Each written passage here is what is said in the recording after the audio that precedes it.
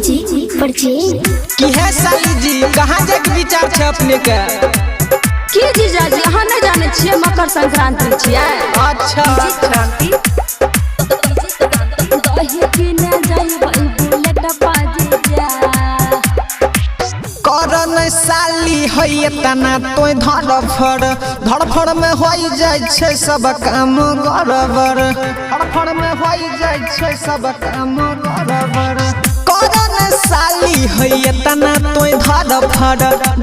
में होई जाय छे सब काम गड़बड़ हुआ तैयार फटाफट हो जीजा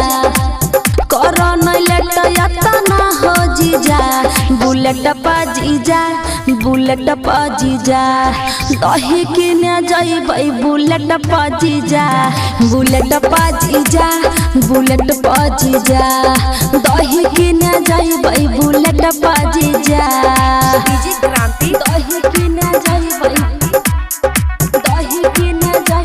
बुलेट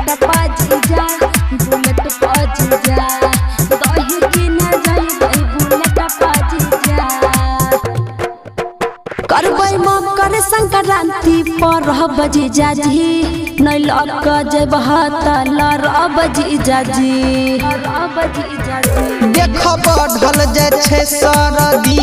साली है कोना ल जइब खाइला घर में छे इहे बनल साली है खुआ और पेड़ा खायब ना खाली खुआ पेड़ा जीजा परब ना हम तोरा फेरा जीजा बुलेट पाजीजा चोरा किने जइबै बुलेट पाजीजा चोरा किने जइबै बुलेट पाजीजा दही किने जइबै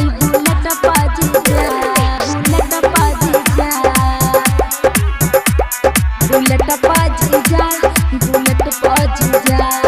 दही किने जइबै बुलेट पाजीजा साल में एक बार होय छै जीजा दिलबा परब हम मानब न जीजा जी जइबे करब सुन साली है हमारा तनी तोय कर नहीं सबर जछि ऑनलाइन देब तोरा साली है चूड़ा और शक्कर बहना न जे के भूला कर जीजा खुशी से पड़ गेला टक्कर जीजा बुलेट पाजीजा दही किने जइबै बुलेट पाजीजा लाही किने जइबै बुलेट पाजीजा।